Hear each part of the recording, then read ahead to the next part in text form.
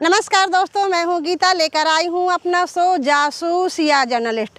दोस्तों, आजकल क्राइम इतना बढ़ गया है कि दिन पे दिन इस तरह की घटनाएं हो रही हैं, चाहे वो घर के अंदर हो या बाहर। लेकिन पितृसत्ता इतनी हावी है कि किसी को भी नहीं छोड़ता, चाहे वो पत्नी हो या बेटी। तो इस बार के शो में मैं एक इसी तरह का मामला लेकर आई हूं जो मध्य प्रदेश के चंदला का है, जहां पर वहां की कमलेश कुमारी ने आरोप लगाते हुए बताया कि उसके पति ने उसकी बेटी को मार के कुएं में ढकेल दिया है और वहीं पर खड़ा रहा जब तक वो मौत के घाट नहीं उतर गई। लेकिन पुलिस अभी तक इस मामले में कोई कार्रवाई नहीं कर रही है और वो न्याय पाने के लिए दर दर की ठोकरें खा रही है।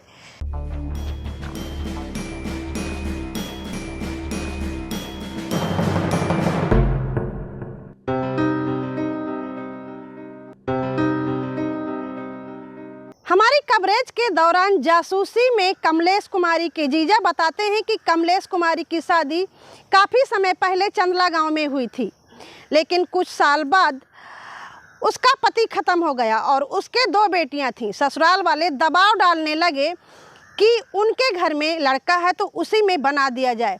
कमलेश कुमारी ने भी सोचा कि उसका घर ना बर्बाद हो, इसलिए उसने देवर के साथ दूसरी शादी कर ली।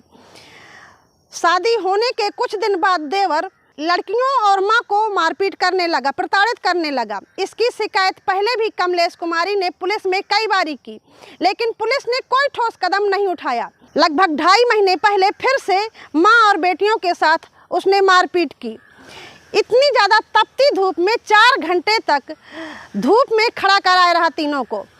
जैसे ही दरवाज़ा खुला तो बड़ी लड़की दौड़कर बाहर निकलने की कोशिश की, तभी जाकर पति ने पीछे से उसके सर पे डंडा मार दिया।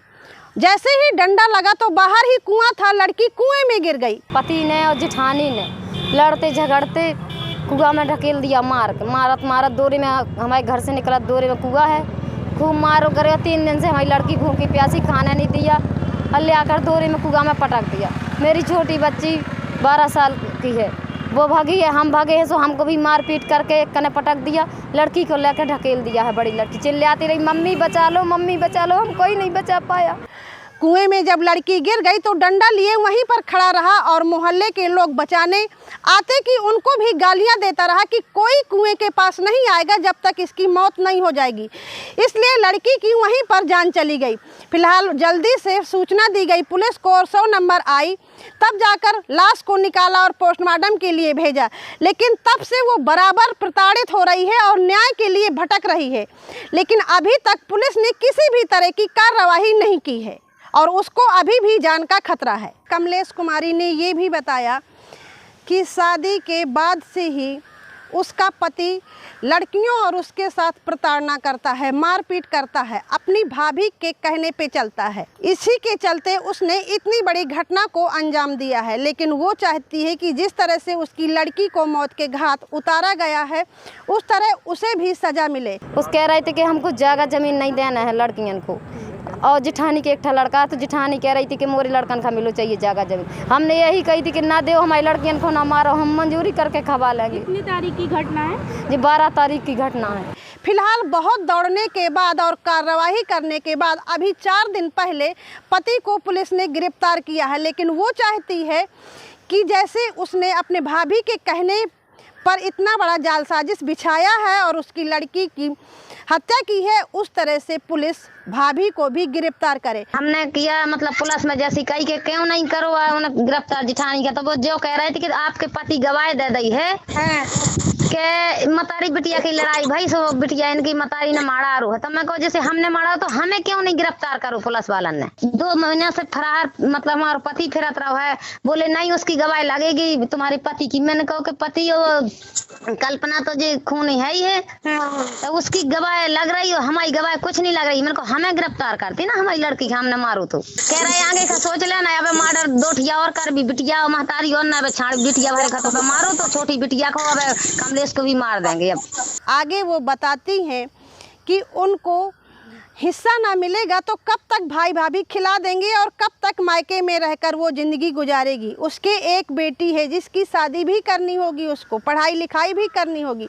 इसलिए वो चाहती है कि आरोपियों को कड़ी से कड़ी सज़ा मिले और उसको अपने हिस्से का हिस्सा मिले ताकि वो अपने बच्ची का और अपना भरण पोषण कर सके। और उनका ये भी कहना है कि जब वो थाने गई, कई बारी थाने गई, उन्होंने शिकायत की तो पुलिस उल्टे उन्हीं को धमका रही है क्योंकि पुलिस उनसे पैसे पा गई है, इसलिए उनकी कोई सुनवाई नहीं हो रही है। तो आखिरकार कब तक वो इस तरह डरी सहमी रहेंगी और आगे अगर कोई घटना होगी तो कौन इसका जिम्मेदार होगा। पुलिस वाले धमका रहे थे, बोले कि आप इतने आना सो हम बताएंगे। हाँ, तो आपको क्या लगता है कि पुलिस वाले आपको खुद में क्यों धमका रहे थे? हमें ऐसा धमका रहा है कि उसको ना गिरफ्तार करना है जेठानी को। छतरपुर के एडिशनल एसपी विक्रम सिंह कहते हैं कि इस मामले की जांच पड़ताल की जा रही है। धारा 302 के तहत आरोपी को गिरफ्तार कर लिया गया है, आगे की जांच चल रही है। अब जांच कब तक चलेगी, आगे क्या कार्रवाई होगी, इसका अभी कोई पता नहीं है। अब सवाल ये उठता है कि महिलाओं के साथ शारीरिक और यौन शोषण के मामलों में कार्रवाई में देरी क्यों? अगर आरोपी जुल्म कबूल भी लेता है तो फिर जांच पड़ताल में देरी क्यों? क्यों उन्हें सज़ा नहीं मिलती है? आखिरकार पुरुष सत्ता महिलाओं पर कब तक हावी रहेगी? कब उन्हें समझ में आएगा कि महिलाओं की जान इतनी सस्ती नहीं है? तो ये थी मेरी आज की जासूसी भरी कहानी। अगली बार फिर मिलूंगी किसी नए मुद्दे के साथ। तब तक के लिए दीजिए इजाज़त। नमस्कार। खबर लहरिया, आपकी खबर आपकी भाषा।